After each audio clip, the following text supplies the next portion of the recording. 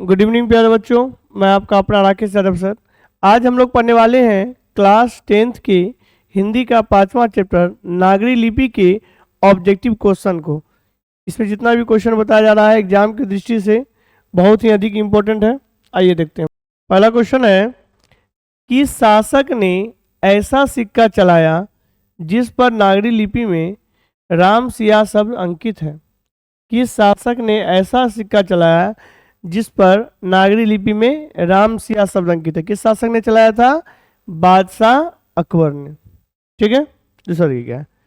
चंद्रगुप्त द्वितीय विक्रमादित्य का व्यक्तिगत नाम क्या था? तो चंद्रगुप्त द्वितीय विक्रमादित्य जो थे इनका व्यक्तिगत नाम देव था। व्यक्तिगत नाम क्या था भाई? देव था। ठीक है। दोनों क्वेश्चन में कहीं कोई दिक्कत? चलिए आगे देखते हैं। आगे है तीसरा क्वेश्चन। कर्नाटक प्रदेश के श्रवणबेलगोला स्थान किसका प्रसिद्ध तीर्थ स्थल है? किसका प्रसिद्ध तीर्थ स्थल है? तो ऑप्शन डी यानी जैनों का। ठीक है। अब देखिए, धारा नगरी का कौन सा शासक अपने विद्यानुराग के लिए इतिहास में प्रसिद्ध था? कौन सा शासक प्रसिद्ध था? तो शासक का नाम था परमार शासक भोज। इस प्रकार हम लोगों ने 4 ऑब्जेक्टिव को पढ़ा। ऑब्जेक्टिव का क्वेश्चन जो बताया जा रहा है बहुत ही इंपॉर्टेंट है, एग्जाम में आने की लगभग संभावना ही है। मराठा, नेपाली और नेवारी भाषाओं की लिपि क्या है? तो भाषाओं की लिपि क्या है? देवनागरी। ठीक है। नागरी लिपि शीर्षक पाठ कहाँ से लिया गया है? तो नागरी लिपि जो शीर्षक पाठ है कहाँ से लिया गया है? भारतीय लिपियों की कहानी से लिया गया है। ठीक है। चलिए आगे देखिए। आगे देखिए, नागरी लिपि के अधिकांश लेख हमें कहाँ से मिले हैं? नागरी लिपि के जो है अधिकांश लेख हमें दक्षिण भारत से मिले हैं, यानी साउथ इंडिया से। हिंदी के आदि कवि कौन है? हिंदी के आदि कवि कौन है? सर हरपद। ये हिंदी के क्या है? आदि कवि है। ठीक है। चलिए आगे देखते हैं। अगला है, विजयनगर के शासकों के लेख किस लिपि में है? विजयनगर के जो शासक हैं उसके लेख किस लिपि में है? तो उसके लेख है नंदी नगरी लिपि में। ठीक है। आगे देखिए, परमार शासक भोज कहाँ के रहने वाले थे? परमार शासक भोज जो है वह धारा नागरी के रहने वाले थे। ठीक है। चलिए आगे देखते हैं। सूर्य नामक पुस्तक किसकी रचना है? सूर्य नामक जो पुस्तक किसकी रचना है? ये इंपॉर्टेंट क्वेश्चन है। ये जो है किसकी रचना है? गुणाकर मूल्य की। ठीक है। नेवारी भाषा किस लिपि में लिखी जाती है? तो नेवारी भाषा जो है देवनागरी लिपि में लिखी जाती है। चलिए आगे। आगे है भारतीय लिपियों की कहानी पुस्तक। भारतीय लिपियों की कहानी पुस्तक के रचयिता कौन है? मतलब भारतीय लिपि कहानी की पुस्तक को किसने लिखा है? गुणाकर मूल्य। हिंदी तथा इसकी विविध बोलियां किस लिपि में लिखी जाती है? आंसर हो जाएगा देवनागरी। कोई दिक्कत? चलिए आगे देखिए। आगे है नागरी लिपि निबंध के लेखक कौन है? तो नागरी लिपि निबंध के लेखक कौन है? गुणाकर मूल्य। नागरी लिपि शीर्षक पाठ साहित्य की कौन सी विधा है? तो यह साहित्य की कौन सी विधा है? साहित्य की विधा कौन सी है? ये निबंध। आगे देखिए।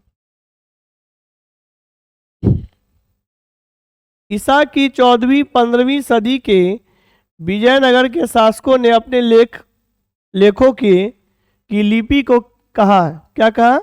नंदी नगरी। ठीक है। अब देखिए, बेतवा दान पत्र किसके समय का है? मतलब किस समय का है? तो ये जो बेतवा दान पत्र है 1020 ईस्वी का है। ठीक है। चलिए आगे देखिए क्या।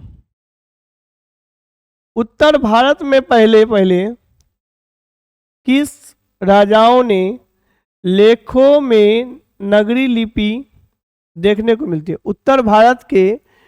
उत्तर भारत में पहले पहले किस राजाओं के, मतलब किन राजाओं के लेख नगरी लिपि में देखने को मिलते हैं? किन राजाओं के हैं? गुर्जर प्रतिहार राजाओं के लेख जो है ये हम लोग को नगरी लिपि में देखने को मिलते हैं। ठीक है, अगला देखिए क्या है। उत्तर भारत में उत्तर भारत में नगरी लिपि के लेख कब से मिलने लगते हैं? तो नगरी लिपि के जो लेख हैं ये कब से मिलने लगते हैं? 9वीं सदी से। ठीक है, चलिए आगे देखिए।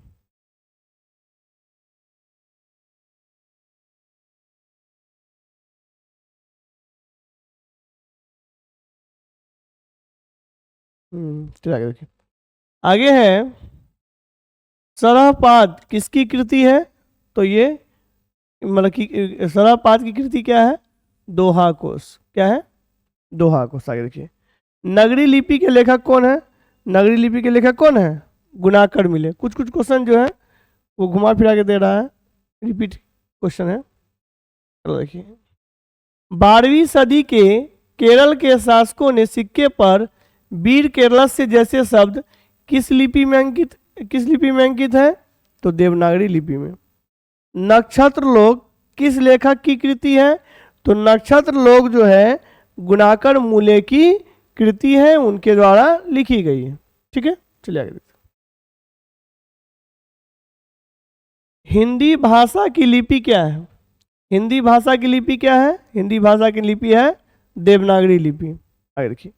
दोहा कोश किसकी रचना है? सहपाद, सहर, सरहपाद की। ये क्वेश्चन भी रिपीट लग रहा है। चलिए आगे देखते हैं। आगे है रामायण की रचना किस भाषा में हुई? तो रामायण की रचना जो है संस्कृत भाषा में हुई। तमिल, मलयालम, तेलुगु, कन्नड़ भाषाएं क्या है?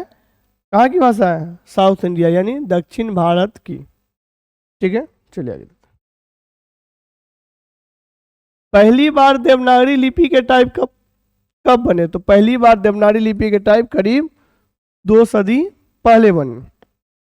गुणाकर मूले द्वारा रचित निबंध कौन सी है? तो गुणाकर मूले द्वारा रचित निबंध कौन सी है जो हम लोग पढ़ रहे हैं? नागरी लिपि। ठीक है, आगे देखिए क्या है। गुणाकर मूले का जन्म कब हुआ था? 1935। उत्तर क्या है? नागरी लिपि का प्राचीनतम लेख किस प्रदेश में मिलता है? दक्कन प्रदेश में। आगे देखिए। अगला है नागरी लिपि में प्राचीन मराठी भाषा के लेख मिलने लग जाते हैं कब? 11वीं सदी। देवनागरी लिपि में कौन सी भाषा लिखी जाती है? तो हिंदी भी लिखी जाती है, नेपाली भी लिखी जाती है, मराठी भी लिखी जाती है, यानी आंसर हो जाएगा उपयुक्त सभी। ये भी क्वेश्चन इंपॉर्टेंट। ठीक है, इसका एक और क्वेश्चन देखिए, लास्ट है। 9वीं सदी में सुदूर दक्षिण के से प्राप्त बरगुन का पलियम ताम्रपत्र किस लिपि में है भाई? तो वह है नागरी लिपि में। इस प्रकार हम लोगों ने इस चैप्टर के ऑब्जेक्टिव को पढ़ लिया। जो भी बच्चे मेरे वीडियो को देख रहे हैं मेरे चैनल को लाइक करें, सब्सक्राइब करें, दोस्तों को भी शेयर करें। जय हिंद, जय भारत।